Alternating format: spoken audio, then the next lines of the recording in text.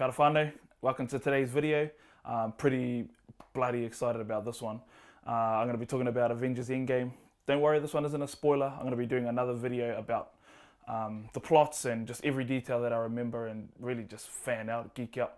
So if you haven't seen the movie, I definitely recommend going to see it. Even though this one isn't a spoiler, probably still go see it before this video. But yeah, I'm going to get into it. Just talk a little bit about MCU, Marvel Cinematic Universe, the history, and just what I know. So we're here. We're finally here, finally. After 2008 was Iron Man 1. After 11 years, we're finally here at the culmination of all these Avengers movies that we've been seeing over the last 11 years. So I'll start at Iron Man, and I'll just start with what I know. So it was directed by Jon Favreau, who, if you don't know who that is, and you know the Iron Man movies, he's his driver and he's his friend. His name is Happy in the movie. So that's Jon Favreau, the director of the original Iron Man, and produced by Kevin Feige, who's the man behind all these movies, behind the MCU.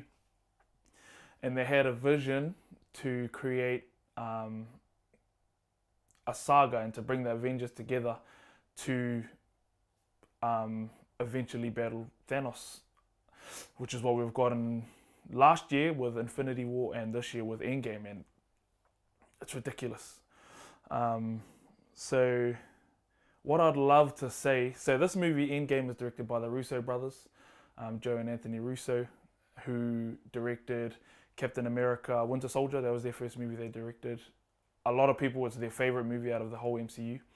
It's definitely one of my favorites. They directed Captain America Civil War, which was the third Captain America movie. Then they directed Infinity War last year, and then they directed this movie. So they've done 4 movies in the MCU and 4 of a lot of people's favorite movies out of the MCU. So hats off to them. It's also gotten me thinking about sort of the power of having 2 directors as opposed to 1. And they've illustrated, that there's definitely a strength and a benefit to having 2 directors. So yeah, if you haven't seen Infinity War, don't watch this, and you don't want it to be spoiled for some reason. Like, you've probably already seen it, but because I'm going to be talking about it spoiling Infinity War.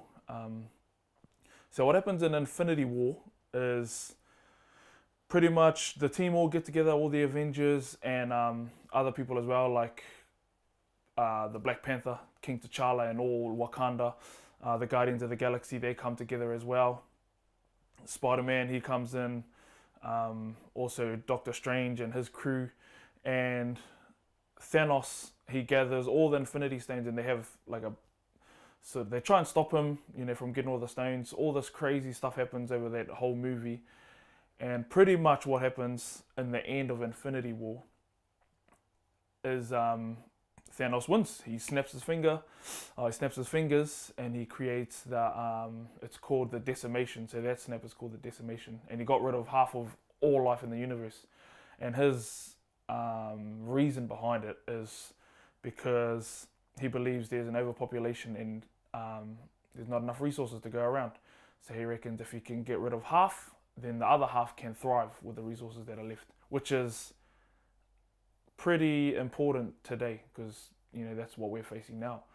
We have too many people and not enough resources to go around.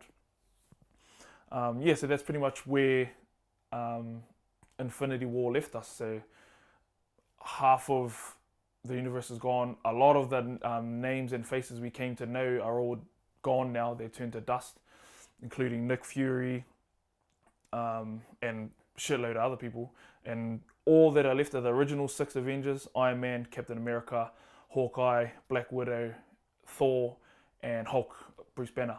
So they're left, as well as, this is not spoilers, this is with all the promotional material with Endgame, so I'm not spoiling anything right now. There's also Okoye, who's the general from Wakanda. Ant-Man, if I didn't already say him. Who else is left?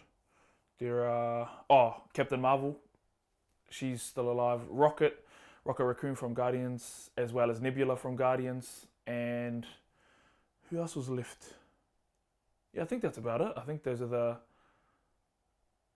Oh, and bloody Hawkeye. So Hawkeye wasn't in Infinity War, but he's still left alive as well for Endgame, for the start of Endgame. So that's what this whole Endgame is. It's an accumulation of the last 11 years, and the Avengers are starting off on the back foot. They've already lost, so now what? This movie is amazing. It's definitely worth a watch. I've already been to see it twice with my darling, and we went to Tauranga Crossing to watch it on the extreme screen they've got over there, and it's huge, loud. The only way to experience a movie like this, and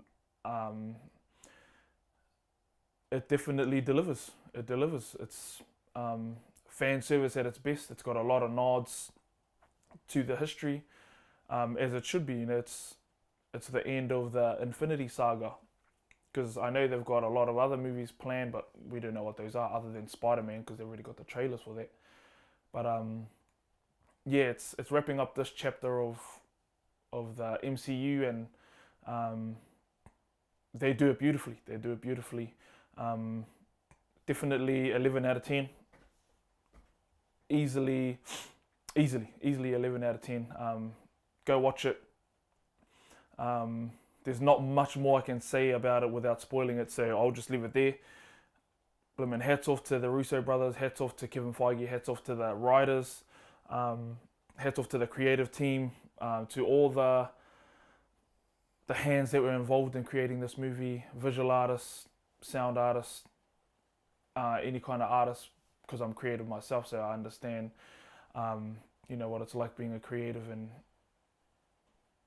really just grinding. Like, I don't understand what it's like working on a movie like that, but yeah, I can feel them. I feel them, and yeah, hats off. So go watch it, Fande. So that's this little spoiler-free review conversation about Endgame. Yeah, cheers, in the next one. Mauri ora.